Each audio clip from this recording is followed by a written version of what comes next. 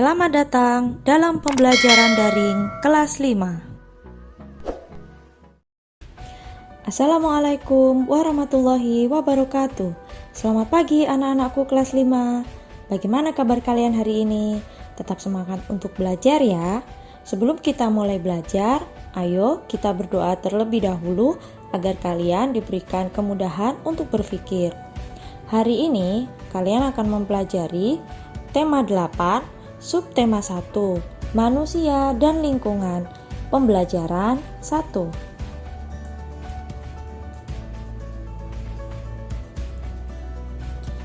Anak-anak, coba kalian amati kedua gambar ini. Gambar apakah itu? Berdasarkan gambar tersebut, kalian coba untuk menjawab pertanyaan ini. Fakta-fakta apa sajakah yang ditunjukkan gambar-gambar tersebut? Apakah lingkungan berguna bagi manusia? Mengapa? Apakah keuntungan yang diperoleh manusia jika menjaga lingkungan? Apakah akibatnya jika manusia tidak menjaga lingkungan? Bagaimana kondisi lingkungan di sekitarmu? Kita cari tahu bersama-sama yuk.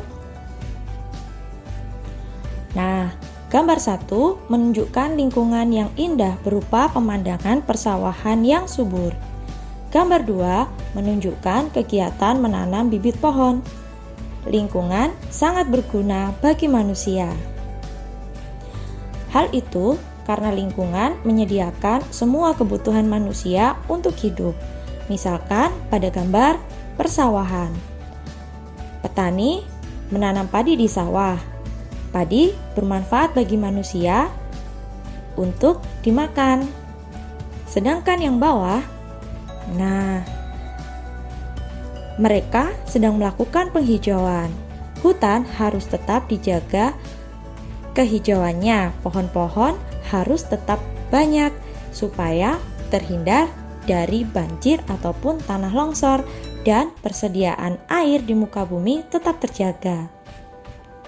Keuntungan yang diperoleh ketika manusia mampu menjaga lingkungan yaitu semua kebutuhan manusia yang diperlukan dari alam akan dapat terpenuhi.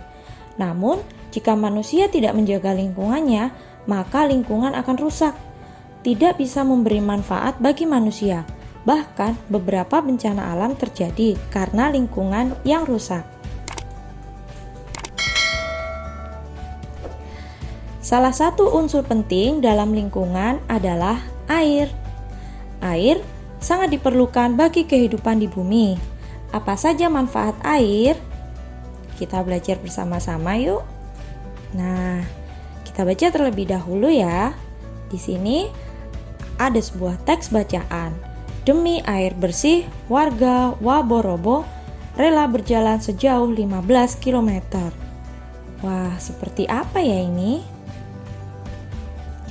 Warga Kelurahan Waborobo, Kecamatan Betoambari, Kota Bau-Bau, Sulawesi Tenggara, sulit mencari air bersih. Mereka harus menempuh perjalanan hingga sejauh 15 km dari tempat tinggalnya untuk mendapatkan air bersih.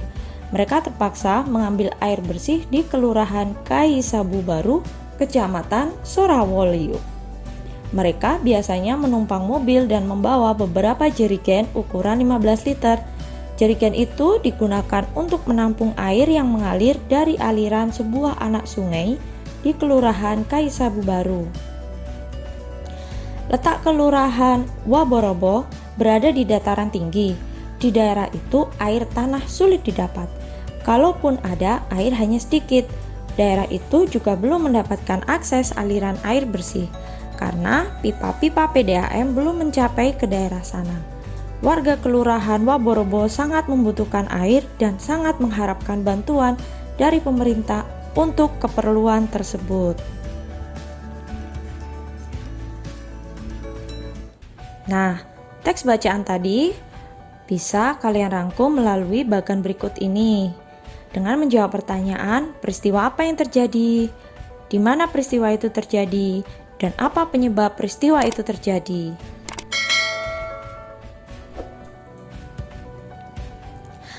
Teks bacaan di atas termasuk teks fiksi atau non-fiksi ya. Nah, perlu kalian ketahui, teks cerita ada dua macam, yaitu fiksi dan non-fiksi. Teks cerita fiksi adalah cerita yang bersifat hayalan, rekaan, rekayasa manusia. Lebih lengkapnya, cerita fiksi adalah suatu karya yang menceritakan sesuatu yang tidak ada dan tidak terjadi sungguh-sungguh, sehingga tidak perlu mencari kebenarannya di dunia nyata. Contoh, fabel, hikayat, dongeng, legenda, cerpen. Sedangkan teks cerita non-fiksi adalah cerita yang bersifat sebenarnya, fakta, dan dapat dipertanggungjawabkan kebenarannya. Ada saksi mata, rekaman, atau bukti lainnya. Bisa juga diartikan sebagai karya sastra yang ditulis berdasarkan kajian keilmuan dan atau pengalaman. Contohnya, biografi, sejarah, teks berita. Seperti teks bacaan tadi, berarti termasuk yang mana anak-anak?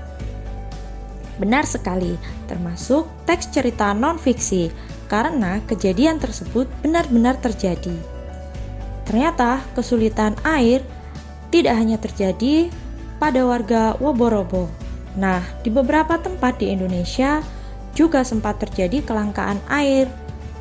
Misalnya, seperti pada gambar berikut ini, penduduk harus bersusah payah untuk mendapatkan air bersih.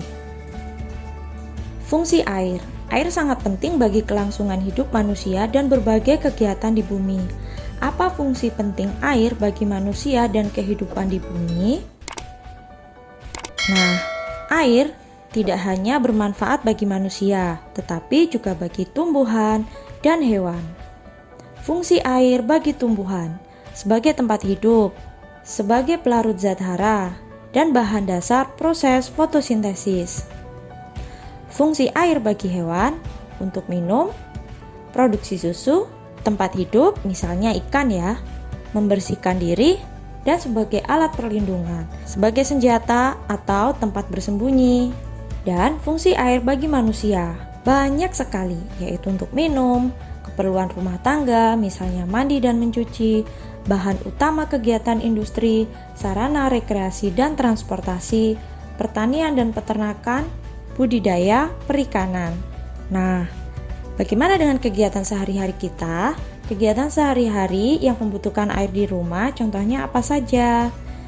Nah, kalau kita urutkan, contohnya misalkan wudhu atau bersuci diri sebelum beribadah, untuk menggosok gigi, mandi, mencuci bahan makanan, memasak, minum, mencuci mobil, menyiram tanaman, membersihkan lantai, mencuci sepeda, dan masih banyak lagi. Baik anak-anak, sekian pembelajaran hari ini. Terima kasih atas perhatiannya. Sampai jumpa pada pembelajaran berikutnya. Assalamualaikum warahmatullahi wabarakatuh.